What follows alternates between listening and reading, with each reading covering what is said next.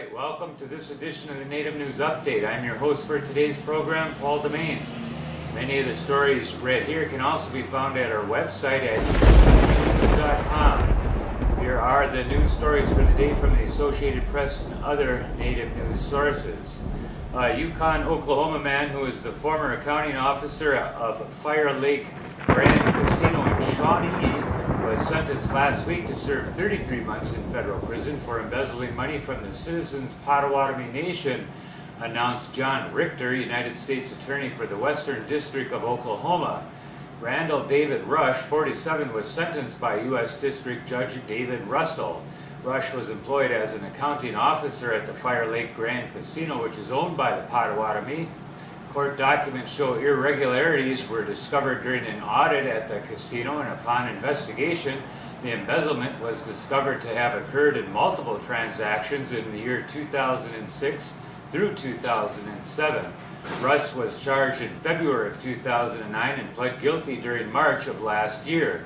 Russell also ordered Rush to pay $405,000 in restitution and served 3 years of supervised release upon his release from prison. The University of Alberta celebrated the works of Canadian Inuit political and environmental activist Sheila Watt-Cloutier during convocation ceremonies on June 11th, awarding her an honorary Doctor of Laws.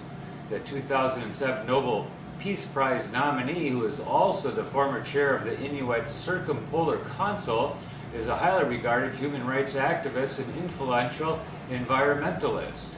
She played a leadership role in the negotiation of the Stockholm Convention, banning the manufacture and use of persistent organic pollutants that affect the Arctic food chain and human health. Cloutier continues to work on showing the impact of global climate change, especially on the lives of the Inuit people.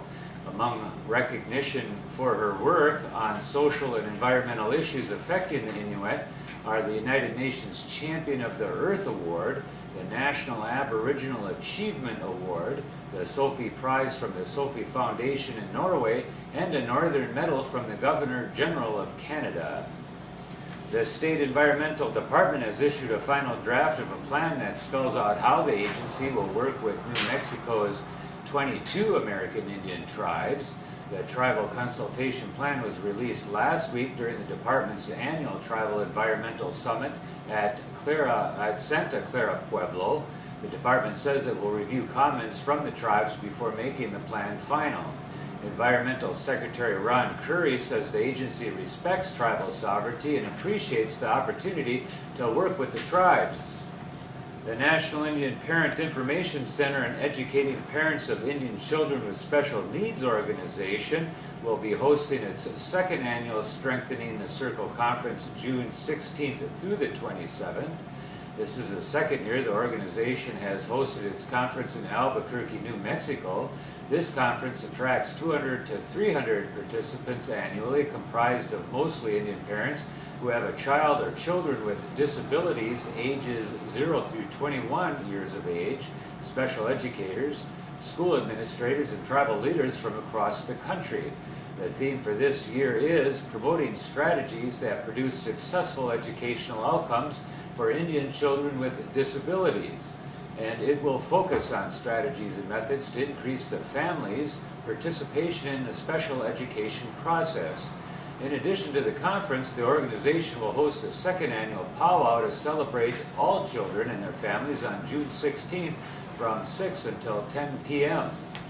The Spirit Lake Casino is planning a $3 million renovation that will include 2 new ballrooms. Groundbreaking was being held June 15th. General Manager Paul Matheny says the renovation will be finished in about 7 months. He says the new ballrooms will seat about 200 people each for weddings, conferences, and special events, and a movable section can be opened to combine them into one large ballroom. The casino and resort is owned by the Spirit Lake Sioux Tribe of North Dakota.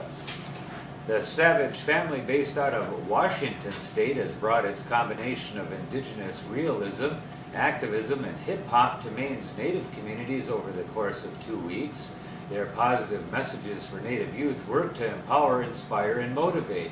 All the events are offered at no charge thanks to the generous co-sponsors, the Penobscot Boys and Girls Club at Indian Island, the Passamaquoddy Boys and Girls Club at Indian Township and Pleasant Point, the Pleasant Point Housing Authority, and the Beehive Collective in Machias. The dates left on their agenda include June 17th at the Bad Little Falls Grange at 1 Elm Street in Machias, Maine. That's at 7 until 11 p.m. And on June 19th at the Passaquodemy Bingo Hall Youth Center at Pleasant Point, Maine. Again from 7 until 10 p.m. To learn more about Guy de Quina, the organization helping sponsor this, go to www.gedakina.org. Opposition to a proposed Native Hawaiian government comes from those who fear race-based privileges and Hawaiians who believe it would forfeit their 116-year-old claims to independence. Most mainstream groups, including the state government's Hawaiian agency and leaders of both political parties, support passage of the legislation, which began moving through Congress again this year with its first committee hearing last week. But even if they would like to make changes to it, according to the press release. Backers of the Akeka bill, named after Hawaiian Senator Daniel Akeka, says the measure has never stood a better chance of becoming law since it was first introduced in Congress in the year 2000 and brought up every session since. Hawaiian-born President Barack Obama has said he would sign the bill if passed. The measure would create a Hawaiian government like those established for American Indian tribes and Alaska Natives. The Mashpee Wampanoag tribe will hold its 88th annual powwow July 3rd through the 5th on tribal grounds at 483 Great Neck Road south in Mashpee, Massachusetts. That powwow celebration of culture featuring Native American dancing, drumming, games, food and art, jewelry, wampum gifts, crafts, and clothing is being offered by the tribe along with over $30,000 in prize money for dance and drum competitions throughout the weekend.